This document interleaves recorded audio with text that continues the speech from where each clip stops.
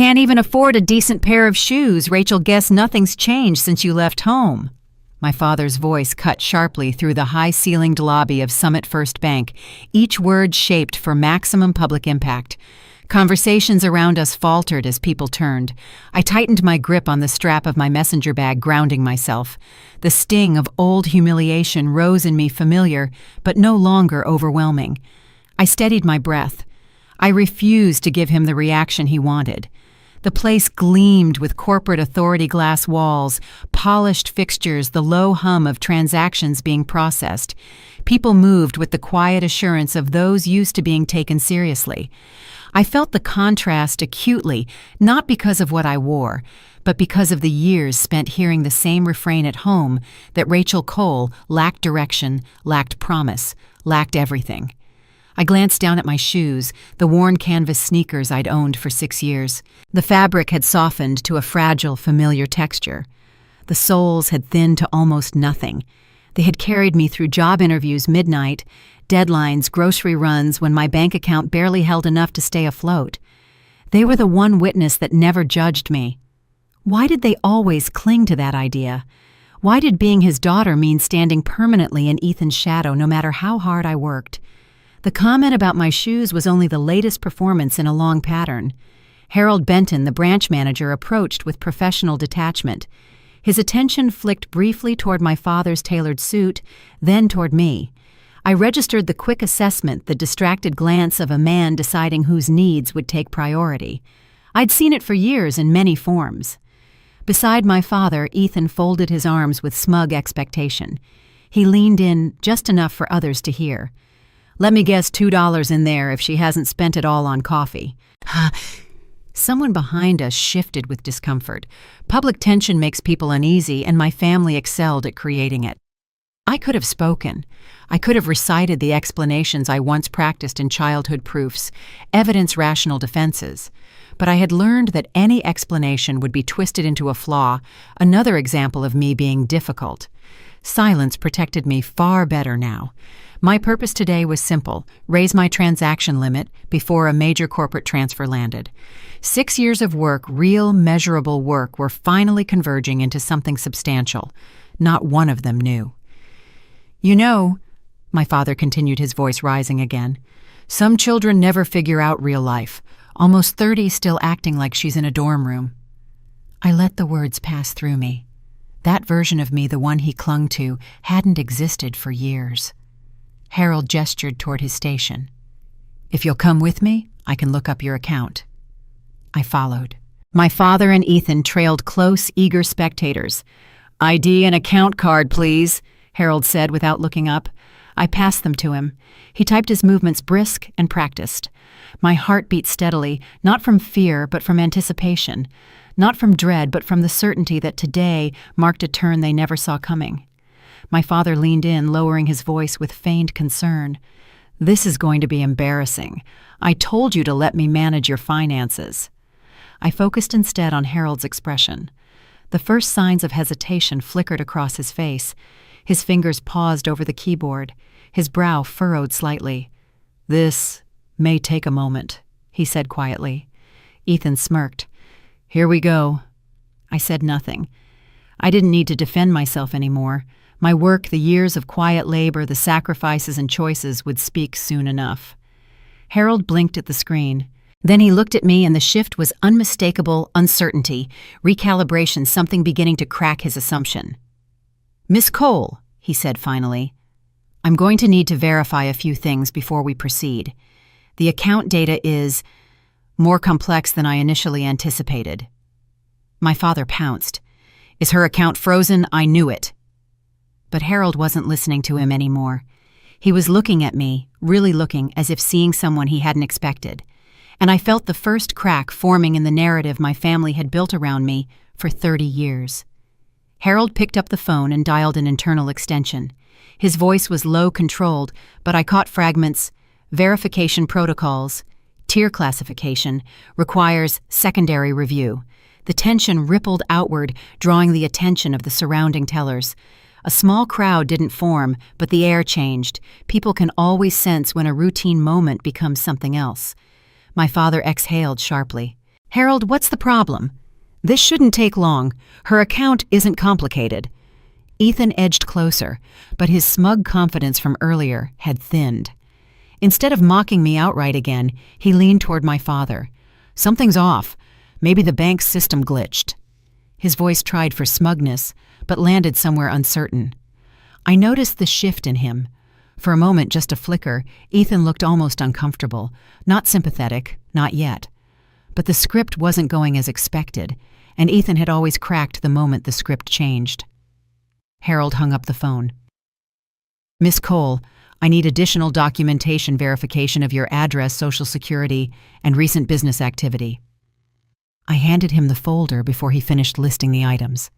Years of paperwork discipline had built a reflex, always be prepared for someone to doubt you. He flipped through the documents, his brow tightening as he realized the records were consistent, organized, and complete. This wasn't what he expected, not from the woman who'd walked in quietly behind her father. Thank you, Harold murmured, though he sounded anything but reassured. The lobby around us had grown quiet again. A woman in a navy blazer watched openly now. Luis, the security guard, drifted a little closer, not out of alarm, but out of curiosity. Even the teller's conversations slowed the rhythm of the bank adjusting to the growing strain at Harold's station. Miss Cole, Harold said, clearing his throat, can you briefly explain the origin of these deposits? Their frequency and scale fall above most independent contractors' averages. My agency manages SEO strategy for businesses, local, regional, and corporate, performance-based contracts, long-term partnerships, recurring retainers. Everything is conducted remotely. Harold processed that slowly, his eyes tracing the deposit history again. He wasn't shocked. This time he was analyzing, recalibrating, trying to reconcile what he assumed with what he now saw. And these clients, all ongoing, he asked. All ongoing, I said. Most of them for years. My father scoffed under his breath. Anyone can claim clients on the internet. Harold didn't answer him. He opened a separate internal panel on his screen, rechecking metadata, dates, contract identifiers. He picked up the phone again. Compliance. Yes, I need someone to assist with verification. No, not fraud pre-clearance review. The words "not fraud" made my father stiffen. Ethan frowned, arms dropping to his sides. For a moment he looked uncertain, genuinely uncertain, as if watching something he couldn't categorize. Why are you talking about compliance? She hasn't done anything. Harold continued. These figures require tiered authorization. The account classification doesn't match her existing profile. I need confirmation before I proceed. He wasn't accusing me. He was trying not to make a mistake, that more than anything revealed how real the numbers on the screen were.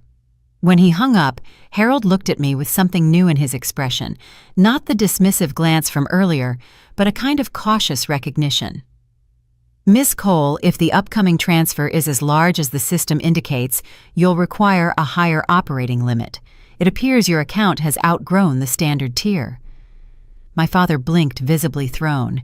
He wasn't prepared for the absence of mockery. Ethan started to speak, then stopped. He looked at me, really looked, and for a brief second, something flickered across his face. Confusion, doubt. Maybe the first faint recognition that he had been wrong about something fundamental. Harold cut through the silence. I've requested the regional director's clearance. She's on her way down. The silence that followed was absolute. My father's jaw tightened, as though preparing for impact. Ethan's bravado had evaporated entirely, leaving something raw or confusion, tinged with the beginning of dread. Whatever they believed the bank, the institution they respected, was now dealing with me on terms they had never imagined. The soft click of the executive elevator landing on the lobby floor broke through the heavy silence. Conversation stilled instantly, as if the entire bank had been holding its breath for this moment. Harold straightened in a way that had nothing to do with pride. It was preparation bracing for scrutiny from someone with the authority to unravel his every decision. My father leaned toward Ethan. This is ridiculous. No regional director comes down for a routine account. His words were sharp, but uncertainty edged his tone. Ethan swallowed. Maybe the bank thinks she's... He stopped, unable to finish the sentence. The elevator doors slid open, revealing a woman whose presence reset the room. Claudia Reyes walked with quiet certainty, no wasted motion, no hesitation, the kind of authority that doesn't need to be announced. Her eyes swept the lobby, once gathering context in a single pass before locking onto Harold. "Mr. Benton," she said, her tone smooth but unyielding, "you requested my intervention." There was no shock on her face, no pale terror like Harold's earlier hesitation. She assessed the situation with a strategic calm that made the entire room recalibrate. My father visibly straightened, suddenly aware of the power standing in front of him. Harold cleared his throat. "Yes, Ms. Reyes, I believed there were inconsistencies in the account profile, and we'll review that privately," she said, cutting through his fumbling explanation. Her attention shifted to me. "Miss Cole," she said with a professional courtesy Harold had never offered, "I understand you're here for a limit adjustment." My father took a step forward. "She will not speak to you alone. I am her father."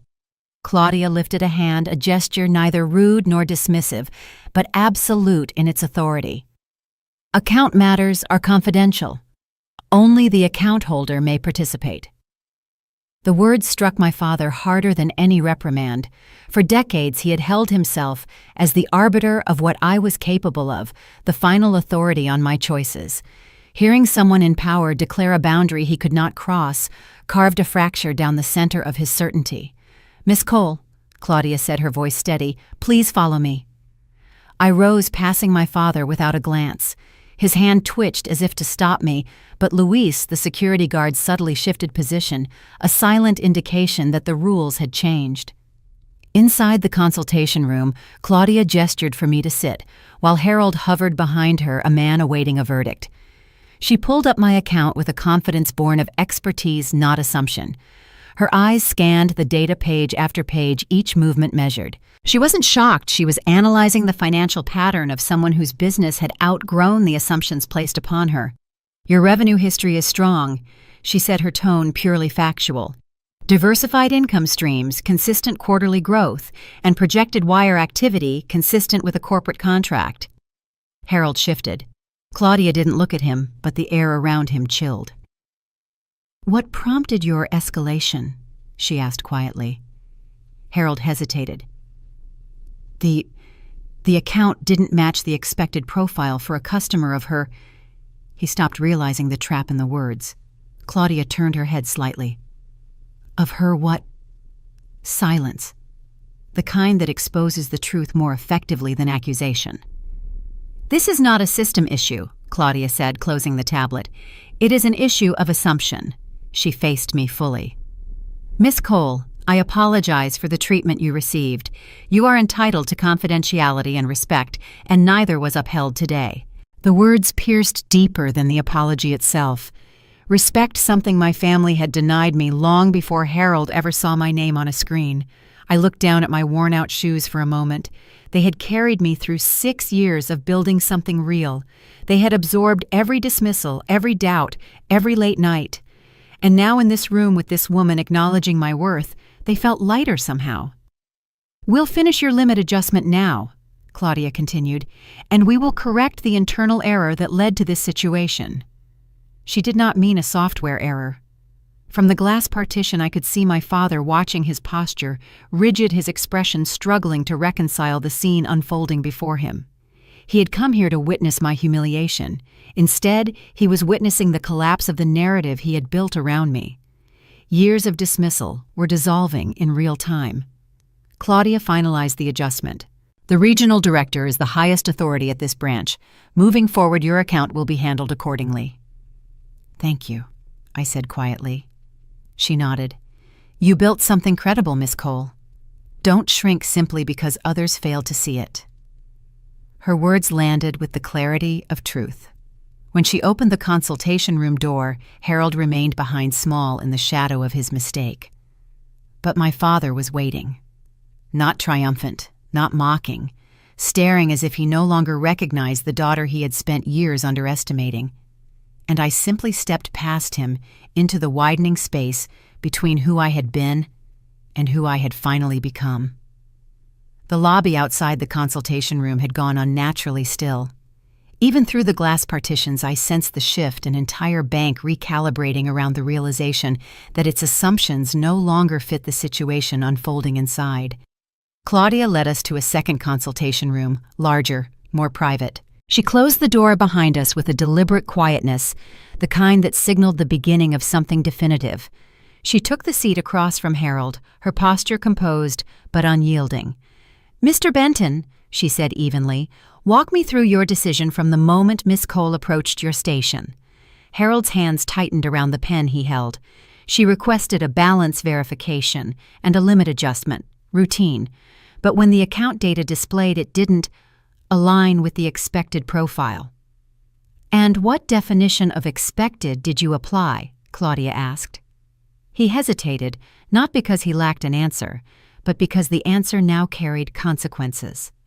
I believed the discrepancy required further review. Claudia didn't raise her voice. She didn't need to. Review is appropriate when evidence suggests risk, but you escalated without evidence. You escalated because the client did not visually match your internal assumption of financial success. He exhaled sharply, the sound of a man bracing against his own failing logic. She turned to me next, her expression shifting. Not pity, not surprise, but recognition. "Miss Cole, tell me again about your business. Not for verification, for clarity." I gave her the concise version, 6 years of building an SEO agency from scratch. The long nights, the early rejections, the eventual contracts, the steady growth. As I spoke, Claudia's attention didn't drift. She listened like someone assessing potential, not checking for flaws. Behind the glass, my father was immobile, his expression a mask of fractured certainty. Ethan stood beside him, but something had shifted in his posture. He wasn't smirking anymore. He wasn't even defensive. He looked almost thoughtful, as if something I'd said was finally registering. "Your revenue pattern is strong," Claudia said, turning again to the tablet. "Consistent, diversified, methodical. Exactly what we expect from an independent consultant operating at a high level." "Thank you," I said quietly. "You earned this," she replied. The simple statement hit harder than the apology she offered earlier, not because of who said it, but because no one in my family had ever used the word earned in relation to me. Claudia glanced toward Harold. "Your role is to interpret data, not invent narratives to fit your assumptions. You bypassed 2 verification steps and initiated the highest level review without cause. My intention was caution," Harold said, though his voice lacked conviction. "Caution," she said, "requires evidence, not instinct." He lowered his eyes. Claudia turned back to me. "Your account is being upgraded immediately. I'll authorize elevated transfer capacity and assign a direct liaison to handle your commercial needs. No further delays." Her efficiency felt like tangible justice. A soft knock came at the glass. Louise stood outside, motioning that my father was raising his voice again. "Let him be," I said. "He's not part of this conversation." Claudia gave a small, approving nod before continuing. "Miss Cole, you handled this with composure. You presented clear documentation. You offered information when asked and never attempted to obscure your activity. You've been treated as if your success required explanation. It does not." My throat tightened, but not from emotion I couldn't control. It was the unfamiliar sensation of being seen accurately. "Mr. Benton," Claudia said, her tone returning to ice, "you will meet with HR to begin the administrative review. Compliance will address the policy breaches." Harold inhaled slowly, as though trying to rebuild dignity from the fragments left on the table. "Understood." Claudia stood, signaling the end of the meeting. She motioned for me to follow her back into the lobby. The moment the door opened, the entire floor shifted again, every gaze turning toward the woman they had just watched walk beside the regional director. My father stepped forward immediately, his mouth half open, searching for the narrative that would let him stay in control. "Rachel, what?" Claudia spoke before he finished. "Miss Cole's account is in excellent standing. The bank will be partnering with her professionally. If you have concerns, sir, you'll need to wait outside the client zone." He had no category for this, No way to reframe it, no script left to use. Ethan looked at me differently now, not the smug superiority from before, not even confusion. Something closer to reassessment, like he was seeing a landscape he'd driven past his entire life but never truly noticed. Claudia extended her hand. "We'll finalize everything shortly, Miss Cole." I shook her hand, feeling the shifting cement in the air around us. My father said nothing. He couldn't. The story he had built about me for my entire life was collapsing piece by piece in the very place he had chosen to demean me, and I simply stepped forward into the space he could no longer control. Claudia stepped out of the consultation room to manage an urgent phone call, leaving me alone with Harold, who was now quietly and methodically placing his personal items into a cardboard box. He didn't look up, his movements slow and defeated. Through the transparent panels separating the consultation room from the main lobby, I watched my father and brother. My father had stopped arguing with Luis and was now pacing a tight, frantic circle. Ethan was staring intently at the floor, occasionally stealing a glance back at me, with an expression that was no longer contemptuous, but profoundly, utterly stunned. The public recognition from the regional director had violently shattered their preconceived notions. The immense cold relief of vindication settled over me. I had not only survived their ambush, but had, through the integrity of my work, commanded the highest respect the institution offered.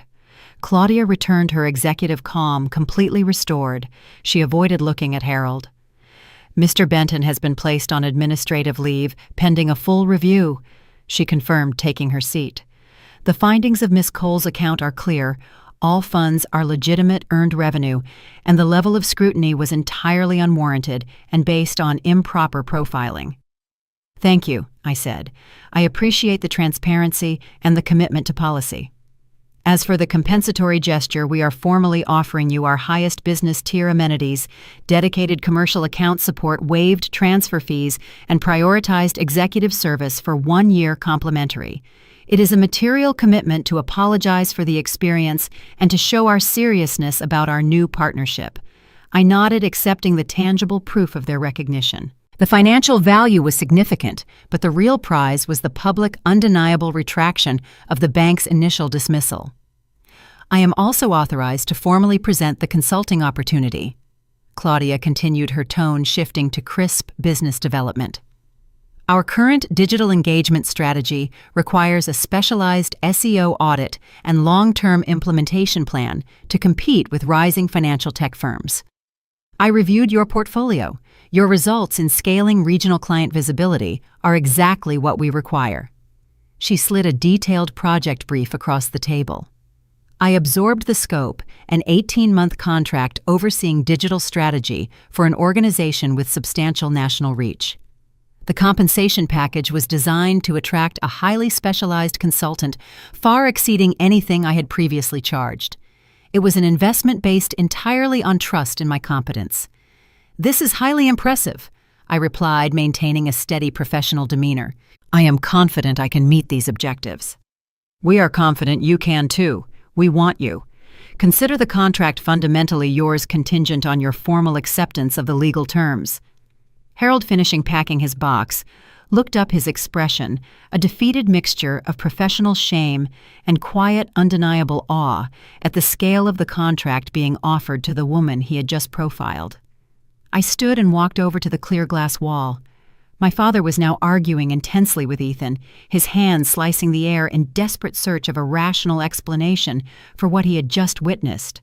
They were attempting to rationalize the irrational, that the family failure could not possibly be the bank's prize client. They thought I was in here being reprimanded, perhaps facing legal action. They were waiting for the moment they could swoop in and rescue the failure they had always believed in. "Do you wish for me to have them escorted from the premises now?" Claudia asked, her voice low. "No," I repeated, watching them. "They need to see the conclusion of this transaction." Claudia nodded, respecting the profound personal validation this final moment represented. We finalized the papers for the account upgrade when the system confirmed the new business tier status. Claudia turned to me. "Are you ready, Miss Cole? Everything is complete." "Almost," I said. "I have one last question. When you first looked at my data, you saw the same discrepancy Harold saw. Why did you choose respect instead of suspicion?" Claudia paused, leaning back. "Because I learned long ago that the loudest voices in the room often belong to the emptiest accounts. And conversely, the most valuable assets often prefer to operate in quiet competence. Your success. Miss Cole doesn't depend on what shoes you wear. It depends on your work, and your work very clearly speaks for itself." The validation resonated deeper than any corporate offer. "I'm ready," I said, feeling the immense weight of old expectations lift completely. Claudia opened the door. My father immediately lunged, his body language aggressive, his mouth already forming a command. "Miss Cole?" Claudia said, her voice ringing clearly across the expensive lobby, stopping my father instantly. "Thank you for your business. Your premium business tier account is now active, and we look forward to finalizing our commercial partnership agreement this week." My father froze mid-step, his jaw hanging open. Ethan stared in silent, sickened shock. I stood there in my worn-out shoes looking at them. I was no longer their daughter. I was a valued client of the institution they respected. They had no idea what to do next. The executive review of Harold Benton's conduct was immediately convened in a conference room on the second floor, a setting designed to be severe and final. Claudia led the way, followed by Patricia and James from compliance and myself. The long, polished mahogany table reflected the overhead light like dark water. I took a seat near the window, the quiet authority of the room, a stark contrast to the chaos below. I was exhausted, but alert. This was the moment of full accountability. Claudia stood at the head of the table. "The purpose of this review is twofold: to ensure Miss Cole receives the highest level of compensatory service, and to determine the precise policy violations committed by Mr. Benton during this transaction." Patricia began the formal review, reviewing Harold's internal memos. Mr. Benton's escalation was based entirely on a subjective profile inconsistency. This violates 3 specific internal guidelines regarding non-discriminatory service delivery, including the requirement for tangible evidence of suspicious activity before initiating a fraud review.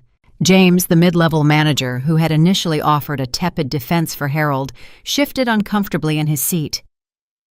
To be fair, Miss Reyes-Harold's intent was to be overly cautious with a large, seemingly unexpected deposit. He simply misjudged the profile match. Misjudged the profile, or misjudged the professional capabilities of a woman who doesn't conform to his arbitrary visual standard of wealth. Claudia's voice remained quiet, but carried devastating force. "Miss Cole, please articulate the professional and personal impact of Mr. Benton's actions during the initial interaction."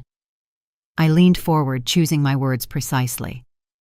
"The professional impact is that for an hour, your bank treated my legitimate, profitable business like a criminal enterprise.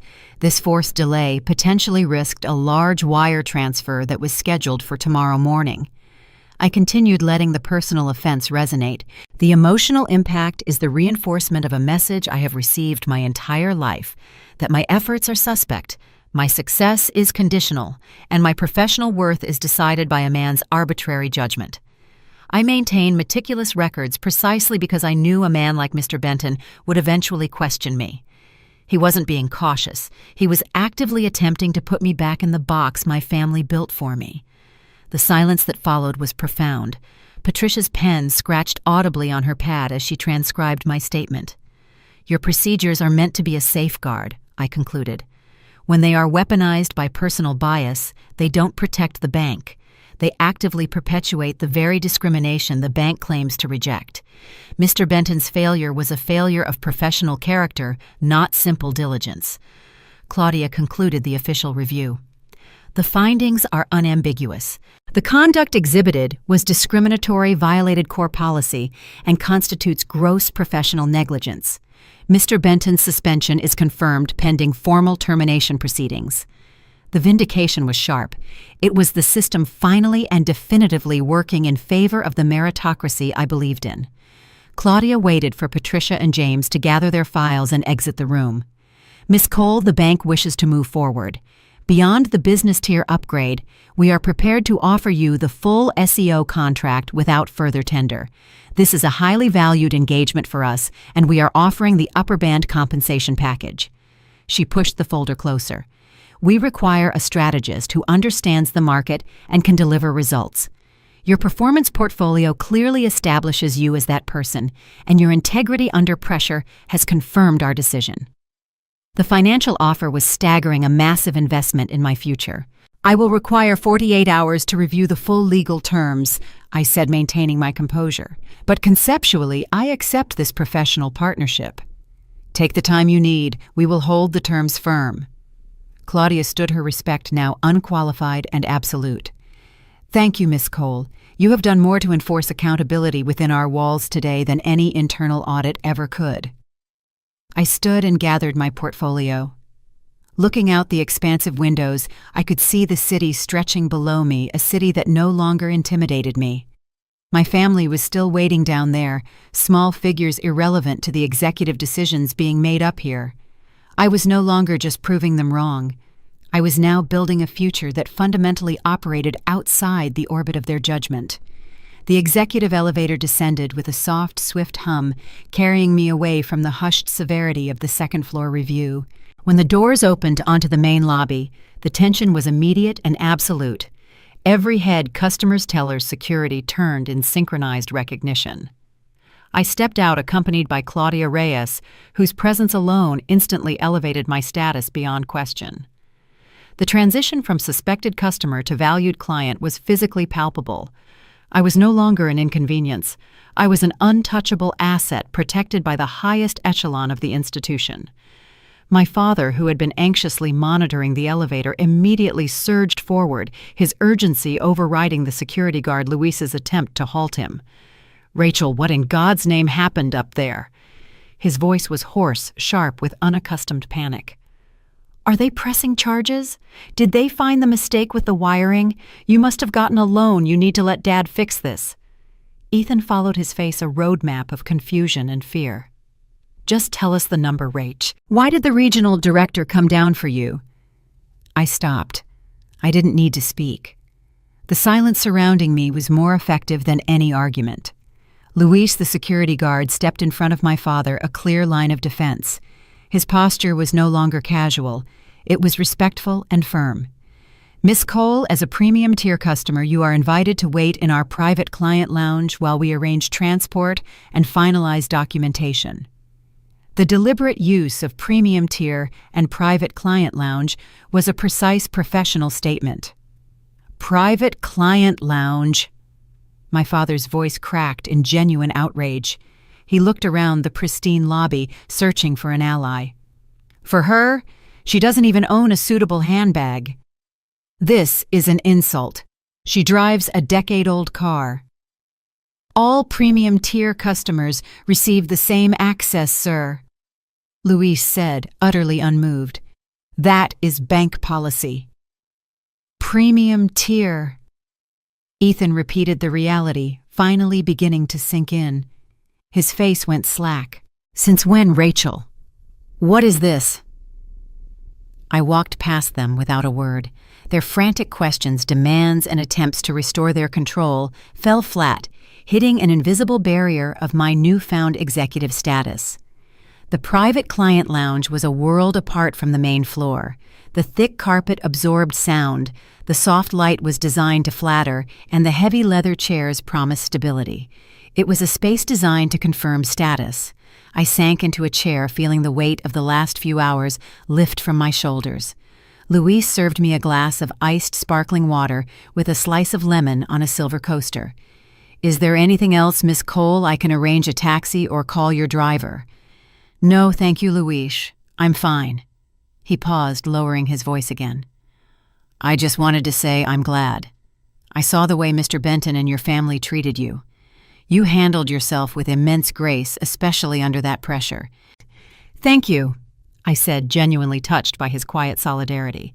I realized that my most loyal witness in that entire fiasco was the security guard, the person who understood status based on conduct, not clothing.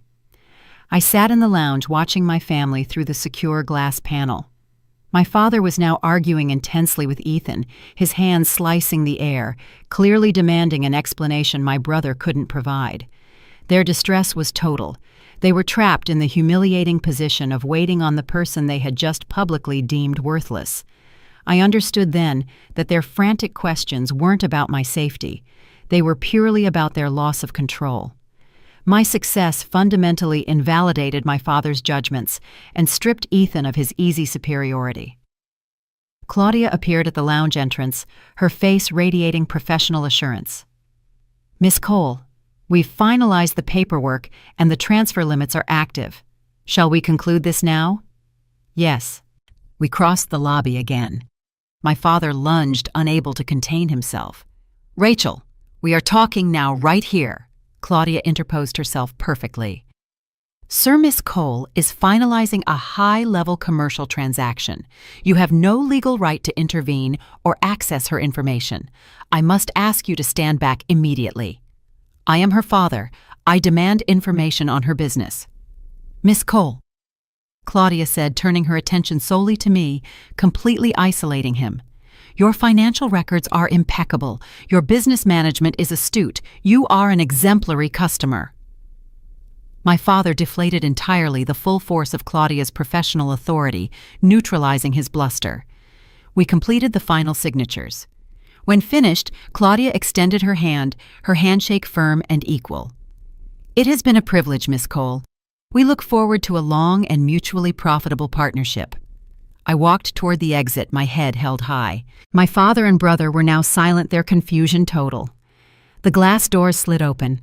I paused outside, turning to look back one last time. I looked down at my worn-out shoes, scuffed, practical, and honest. They had carried me through the whole ordeal. They were evidence of my journey, not my lack. I squared my shoulders, and the immense weight of decades of emotional debt finally lifted. For the first time in my life, I was walking away from them utterly free and utterly self-defined. The confrontation was unavoidable. My father's rental sedan screeched to a halt in the parking lot, effectively boxing in my own modest vehicle before I could reach it. "Rachel, stop right there." My father's voice, sharp with unaccustomed panic, cut across the warm asphalt. "You are not leaving until you explain that circus in the bank." I turned, facing them both under the low, slanted afternoon sun. "The circus, Dad," I said, my voice calm and low, "was your own making. I conducted a routine transaction. You chose to publicly mock me. The bank chose to recognize me." "Don't play word games." My father stalked closer. "That woman called you a premium client. She talked about a commercial partnership. What ridiculous facade are you maintaining?" Ethan stood behind him, his suspicion clinging to the belief that I must have inherited a secret trust fund or, worse, committed tax evasion. "You were struggling last year, Rach. You were barely covering your small rent. Don't try to tell us you've suddenly become a mogul." "I was struggling to meet your expectations, not my rent," I corrected. "My apartment was chosen for its low overhead. The money I saved wasn't wasted on appearances. It was reinvested into the business development that built my agency." "The agency is you sitting at a laptop," he sneered. "That is not wealth. That's a glorified hobby that happens to pay for your internet." "It's a hobby," I agreed, letting the condescension hang, "that has secured me a consulting contract from that bank worth more than your annual salary. It's a hobby that requires high-level executive discussions while you were confined to the lobby by a security guard." Ethan flinched. The comparison spoken aloud was devastating. My father's control snapped. He moved right into my personal space, attempting the old, towering intimidation tactic. "If you have this kind of money, it is family money. We raised you. We supported you. You owe us a share." "You did not support me when I was struggling," I stated, completely unmoved by his physical presence. "You actively prophesied my failure. You invested your time, money, and approval exclusively in Ethan while dismissing my every ambition as a childish waste of time. That is not support. That is emotional and financial sabotage. We were trying to provide you with realistic expectations. No, you were trying to ensure I stayed reliably smaller than you. The only problem is I succeeded despite you." He stumbled back a step. Ethan interjected, trying to mediate with a nervous formality. "That is fundamentally unfair, Rachel. We have always wanted the best for you." "The best, Ethan," I countered, looking him directly in the eye, "was for me to remain your backdrop.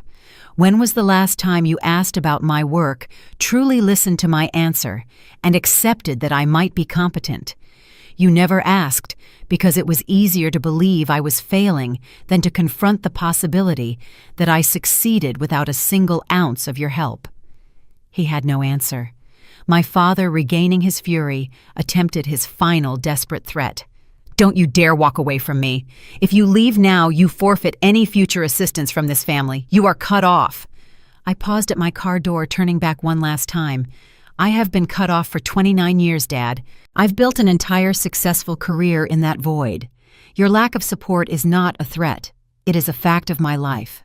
The difference now is that I no longer require your change, your respect, or your approval." I got in, started the engine, and drove away, leaving them frozen, father and son, finally united in their shock and irreversible displacement.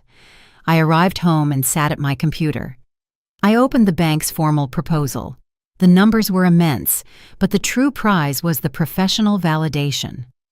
My phone buzzed, Mother's text urging me to call and apologize for embarrassing my father. I responded, "I have nothing to apologize for." He earned the reaction he received. Later that night, the hesitant knock came. Ethan stood in the hallway. "I came to apologize," he said, not meeting my eyes, "for everything at the bank." "Which part specifically?" "All of it. The mocking, the assumption. I didn't know about your agency. I just assumed." "You assumed I was the failure you needed me to be." "That is harsh, Rach. But no, it's not inaccurate." "How did you do it?" he asked, his voice genuinely curious. "How did you build something real when Dad constantly told you it was impossible?" "I stopped listening to everyone else's voice," I said, "and I started trusting my own." He nodded, a flicker of genuine introspection in his eyes. "Dad's voice is always in my head telling me who I should be." "I know. It was mine too. It takes time and refusal to get it out." He left, still uncertain, but the apology was real. I closed the door and felt not vindication, but an immense, simple pride. I had survived. I had kept going when everyone expected me to fall, and that was worth more than any number in a bank account. The morning after the bank confrontation brought a quiet clarity to my life. I took an early walk, enjoying the cool, damp air and the solitude. The emotional storm had broken, leaving behind a profound sense of self-reliance. My primary focus returned to work. The imminent bank contract was secured in principle, and my existing client base, stronger than ever, demanded my attention. The family drama, intense as it was, now felt external, secondary, contained. Around noon, my phone rang. It was Sandra from Claudia Reyes's office. "Miss Cole, Claudia is eager to move forward. She would like to confirm your availability for an executive briefing next week. We need to detail the contract scope and introduce you to the integration team." We scheduled the high-level meeting. The reality of the contract, a major strategic partnership secured purely on merit, solidified my new footing. Later that afternoon, the unexpected visitor arrived. There was a tentative knock, and when I opened the door, my mother stood there, her posture unusually hesitant, her eyes holding a deep vulnerability I rarely saw. "May I come in, Rachel? I won't stay long." I stepped aside. She looked around the apartment, not with the old critical pity, but with a new searching curiosity, as if seeing the space and the life within it for the very first time. "Your father is profoundly upset," she stated, sitting gingerly on the edge of my sofa. "He believes you intentionally humiliated him to damage his standing." "He humiliated himself, Mother," I corrected gently but firmly. "I merely presented factual evidence of my life and success. He chose the venue, the public mockery, and the contempt. The embarrassment he feels is a consequence of his choice, not my action."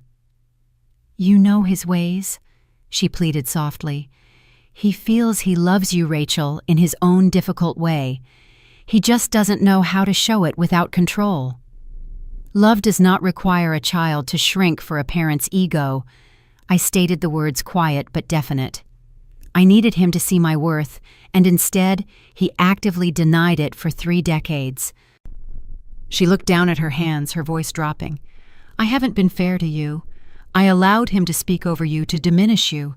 I was afraid of the conflict, afraid of what would happen if I stood up to him. She finally looked up, her eyes glistening. That is the truth, Rachel. I chose peace over defending you. I recognize that now, I said. But I can no longer participate in that dynamic. I cannot make myself small to accommodate his expectation of failure. I understand, more than you know. She leaned forward, resting her hand lightly on my arm. I want you to know, Rachel, I am deeply proud of you. What you have built, what you have become, it is more independent and real than anything I ever found the courage to attempt. Her pride, openly and honestly expressed, struck me profoundly. It was the only apology she could truly offer, an admission that her own life had been circumscribed by the very limitations her husband had tried to enforce on me. Thank you, Mother, I said, a knot in my chest loosening slightly. That means everything. She left shortly after the visit, a quiet, tentative acknowledgement that a new, stronger Rachel existed, one who demanded honesty. The rest of the week was consumed by professional preparation. I meticulously prepared for the executive briefing detailing strategy and projections. The meeting with Claudia and her team went flawlessly. We discussed implementation goals and technical integration with seriousness and respect due to a major contractor. We are extremely impressed with your professionalism and vision, Claudia said at the conclusion. The contract terms are non-negotiable on our end as they reflect the value of your deliverables. We hope you will sign. I will, I confirmed instantly. I left the bank feeling a professional confidence that was quickly becoming second nature. My phone buzzed later that evening. Ethan's text, Mom's 60th next week. Traditional family dinner at the house. Dad says it's important we talk. Can you make it? The family was attempting a formal re-engagement. The tension was present, but it was now manageable. I was no longer an insecure child seeking permission. I was a professional operating on my own terms. My reply was brief and certain: I'll be there. Please confirm the time. I was ready. Sunday arrived, bringing a steady gray drizzle. I dressed in simple, comfortable layers. My armor was psychological now. I made a point of lacing up my worn-out sneakers. They were a necessary reminder of where I'd been and who I'd become. The 20-minute drive to my parents' house was spent mentally rehearsing my boundaries. I was attending as an equal, not as a subordinate. My father was waiting at the door, an unusual sight. Rachel, you came. His voice was measured, subdued. The dining room was set formally. My mother, visibly anxious, sat at the table. Ethan was standing, his posture more relaxed than I expected, as if the conversation at my apartment had shifted something in him too. I sat down deliberately, choosing a seat at the center of the table, not the usual peripheral chair. My father began immediately, bypassing pleasantries. The incident at the bank was a misunderstanding. Your conduct in refusing to share information was unacceptable. You deliberately engineered a public scene to embarrass the family. I let the accusations land, waiting for him to finish his prepared script of offense. When he paused, I spoke, my voice calm and unwavering. My refusal to share my financial details is a right, not a weapon. I did not engineer the scene. You chose the venue. You chose the public mockery. I merely stood there and allowed the truth of my success to be revealed. Any embarrassment you felt, Dad, was the natural consequence of your own misplaced contempt. His face flushed a deep crimson. Success. You call sitting alone a computer success? Yes. I confirmed, meeting his hostile gaze. I call securing a major contract with a national financial institution success. I call building a 6-figure business from nothing, without capital or support, success. Ethan shifted in his seat, but didn't pile on. He stayed quiet, watching. That wealth belongs at least partially to this family, my father declared, resorting to the old claim of financial debt. We supported your education. We housed you. You housed me, yes, I agreed. You supported Ethan's ventures. You constantly told me my ambition was worthless. You invested nothing in my professional development. I owe you the respect of a daughter, not the debt of a business partner. You are being dramatic and ungrateful. I am being honest. For the first time, I am telling you the complete, unvarnished truth of our relationship. You demanded failure, and when I refused to comply, you called it betrayal. My father pushed back his chair and stood towering over me in a classic move of physical intimidation. You will not speak to me with this disrespect in my own house. I stood up instantly. I was shorter, but I felt a power that transcended height. Then I will leave your house now, I stated. But the facts of my success and the facts of your refusal to see it will follow me out the door. You cannot escape the truth of what I have built. He hesitated, seeing the finality in my posture. Something flickered in his eyes, not quite fear, but the recognition that his old tactics weren't working. You cannot simply abandon your family, he pleaded, his voice losing its command. I am not abandoning anyone. I am establishing respectful boundaries. There is a difference. Ethan finally spoke, his voice quiet but steady. Dad, stop. We both turned to look at him. She's right, Ethan continued. We never asked. We never listened. We just assumed she was failing because that's what you always said. He took a breath. I've been thinking about it all week, and I'm tired of pretending she's the problem when we're the ones who never gave her a chance. The silence that followed was absolute. My father stared at Ethan as if he'd been struck. This wasn't the script. This wasn't how family dinners were supposed to go.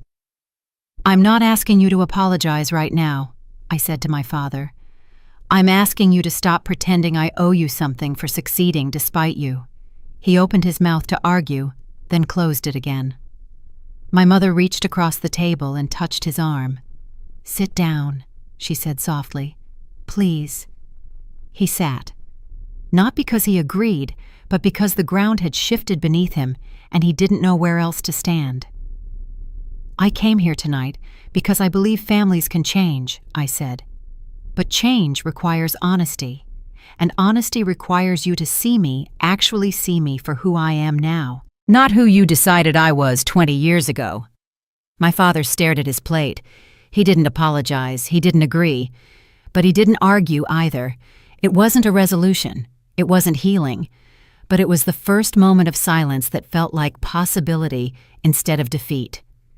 The weeks that followed the tense family dinner were strangely quiet, not the suffocating quiet of avoidance, nor the shaky quiet of a family fractured beyond repair, but the tentative quiet of something unfamiliar space, a space where my father wasn't demanding, where I wasn't shrinking, and where we both seemed to be learning what it meant not to reenact old patterns. Work became my anchor. The bank project advanced quickly. The team trusted my expertise, and I found myself stepping into rooms I had once convinced myself I didn't deserve. But late at night, when I shut my laptop, the emotional residue remained the soft ache of a daughter still carrying the debris of old battles. 2 weeks after the dinner, my father called. I almost didn't answer. But something in me recognized that declining would only drag the old narrative forward, avoidance, fear, miscommunication. And I was tired of living inside stories that didn't belong to me anymore. When I picked up, his voice was rough. Rachel. Dad. A pause. Not the angry kind. Not the, I'm preparing my argument kind. Just unsure. I've been thinking, he said. Each word sounded heavy, as if he'd practiced them, but still wasn't sure how they would land. I believe I have been profoundly unfair to you, for a long time. I didn't rescue him with reassurance. I didn't feel the silence. I simply waited. I had a vision of what success was supposed to look like, he continued, and when your path didn't resemble it, I assumed you were lost. I didn't consider that I might be the one who was wrong. The admission hit me in a strangely gentle way, not like a shock, but like the soft click of something finally moving into place. You punished me for not conforming, I said quietly, not accusing, just naming the truth. Yes. Another pause. I did. It wasn't perfect accountability. It wasn't a poetic speech, but it was real. And for the first time in years, it wasn't coded in defensiveness or superiority. What can I do now? He asked. I want a relationship with you, a real one. I closed my eyes. Not because I was overwhelmed, because I was deciding. For perhaps the first time, the decision was entirely mine. "I can't answer that yet," I said. "But I know what I won't do. I won't return to the dynamic where I'm the child who must justify her existence." "I understand." "I need time," I added. "Space to see whether the change you're offering is consistent." "I'll earn it," he said. The phrase trembled slightly, as if unfamiliar to him. "Then we can try," I said, giving him what I could not, more not less. After the call, I sat on my sofa for a long moment. Not crying, not angry, just processing. Healing wasn't a switch. It was a slowly untangling thread, and for the first time, I felt it pulling in the right direction.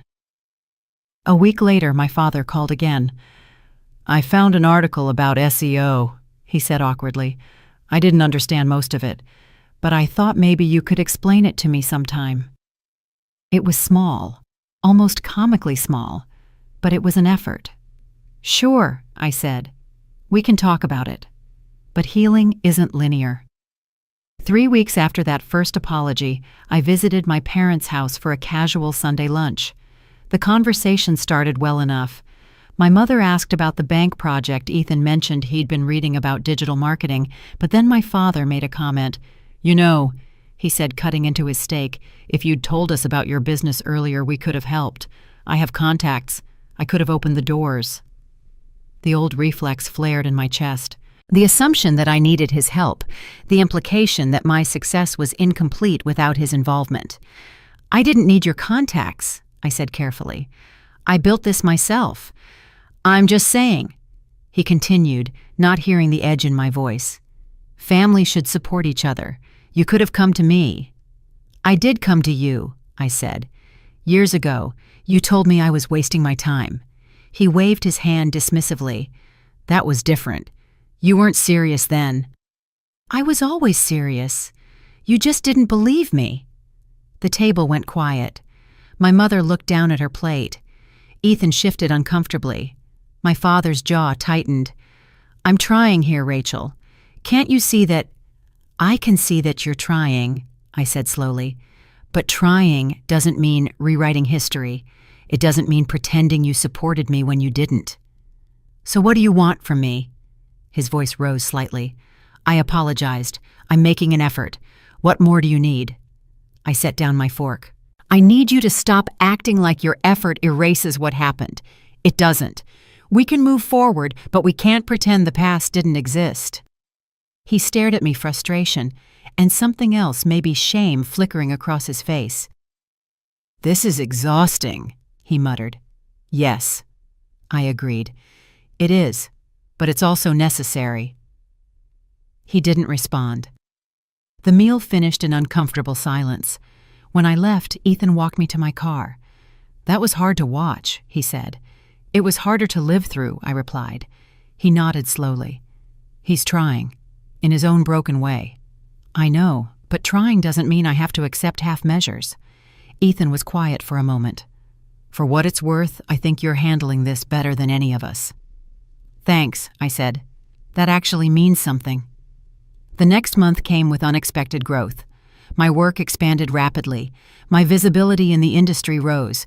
I attended a networking luncheon and realized I no longer needed to hide behind technical jargon or quiet competence. I belonged there. I spoke openly, confidently. When the Chamber of Commerce invited me to speak on a panel about resilience, I nearly declined out of old habit, but I didn't. I accepted. On the evening of the event, standing backstage under the warm lights, I felt an echo of the girl who used to memorize defenses, explanations, and reasons why she was not a failure. That girl hovered at my shoulder, uncertain, and I told her silently, "We're okay now." When I walked onto the stage, the auditorium quieted. Hundreds of women, professionals, entrepreneurs, mothers, students watched me. I didn't give them numbers or strategies. I gave them the truth. The girl with the worn-out shoes, the dismissive family, the moment at the bank where the world shifted. I spoke of the emotional toll of being underestimated by the people who mattered most, of the quiet, persistent work that no one saw, and of the day I finally understood that I wasn't required to be small for anyone's comfort. When the applause came, It wasn't polite. It was thunderous. After the event, a woman approached me, tears shimmering in her eyes. "I've been living half a life because my family convinced me I wasn't capable. Your story, it changes things. I hope it gives you permission," I said. "Permission to trust yourself." That night, walking to my car under the city lights, I realized something profound. My story wasn't about revenge. Not anymore. It was about reclamation. It was about a voice I spent years burying, finally taking its rightful place. And healing. Real healing wasn't about forgetting the past. It was about saying I'm no longer defined by it. The contract with the bank wrapped more smoothly than I had imagined. The integration phase ended without drama, and the leadership team sent me a handwritten note expressing how much they valued my precision. That small gesture, simple as it was, felt like confirmation of everything I had fought to build. Not for anyone else, for myself. But even with the growing stability of my business, a soft ache lingered, something unfinished, not jagged anymore, just waiting for its proper place. A week before my mother's birthday, I opened the closet to pull out a sweater. My eyes landed on the worn-out shoes tucked in the corner. I hadn't thrown them away. I couldn't. They had carried me through job interviews, midnight deadlines, grocery runs, when my bank account barely held enough to stay afloat, and the humiliation at Summit First Bank. They were the one witness that never judged me. I picked them up. The soles had thinned to almost nothing. The fabric had softened into a fragile, familiar texture. For the first time, I noticed that they smelled faintly of rain and old sidewalks. Something inside me shifted, quiet, decisive.